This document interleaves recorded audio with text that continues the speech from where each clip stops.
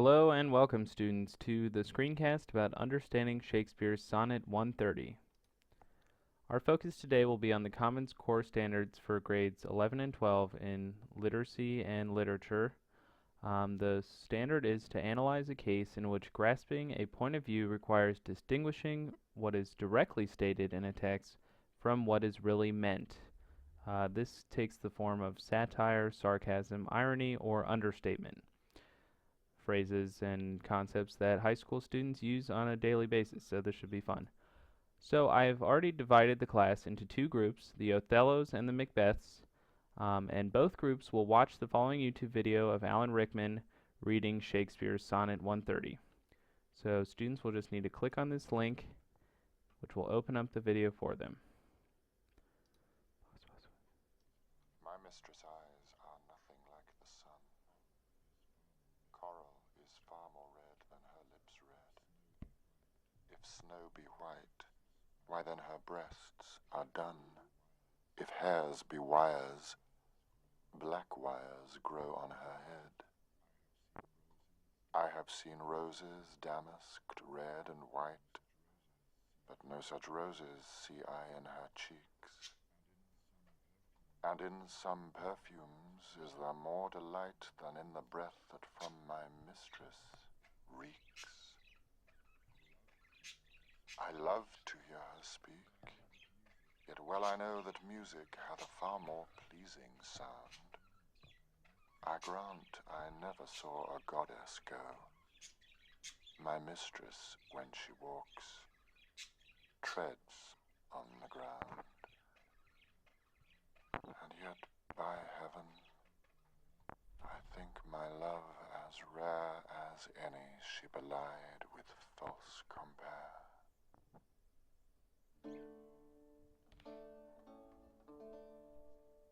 So, after listening to that video, students will then proceed to the next slide, and Group Othello, which is the more advanced group in the class, will read and analyze the image of Shakespeare's original manuscript of the sonnet, which is located on the next slide. While reading, I want students to note the differences in spelling and structure that the sonnet is written with compared to the modern sonnet that most people see today. So here it is. You can notice off the bat that words are misspelled. Well, not misspelled, spelled quite differently. A good one is Grant, has an extra U, so it really emphasizes that Grant sound, and where the letter S should be, as in such and some, we have an F. So prior to this lesson, students will have already received prior background knowledge as to why this is and how the epistemology of the language has changed over time. So for the Macbeth group, I want them to click on the following link to No Fear Shakespeare, a popular website designed to help Shakespeare's language more relatable and understandable. No Fear Shakespeare is also a subset of SparkNotes, which we'll see in a minute will also help with understanding. So they click on the link, and here we have the what SparkNotes calls the original text, but as we just saw, this is actually already a modernized version. And over here we have a kind of breakdown of the sonnet structure with lots of extra words kind of added in to help grasp the meaning of what each line says, because every line is packed full of meaning. And so if students want a refresher on the introduction I would have already given, they can just click on here, and this will take them to a link that they can click on Sonnet 130, and here we go.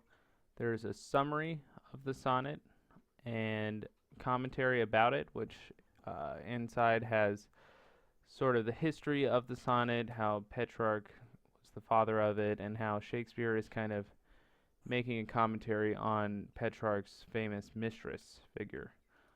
So after both groups have kind of diverged and conducted their own separate lesson plans, I want them to come back together and in pairs or small groups take 5 to 10 minutes to reflect on what they heard and saw on either a Word document, screencast like this, or a sheet of loose leaf paper. This is just a stream of consciousness to kind of get some words and ideas out there. After this, I would like them to separate from their groups and individually respond to this question. How does Shakespeare use irony in his sonnet, and does he see his mistress as beautiful? Why or why not? So thank you very much. That is my lesson on Shakespeare Sonnet 130. Have a great day.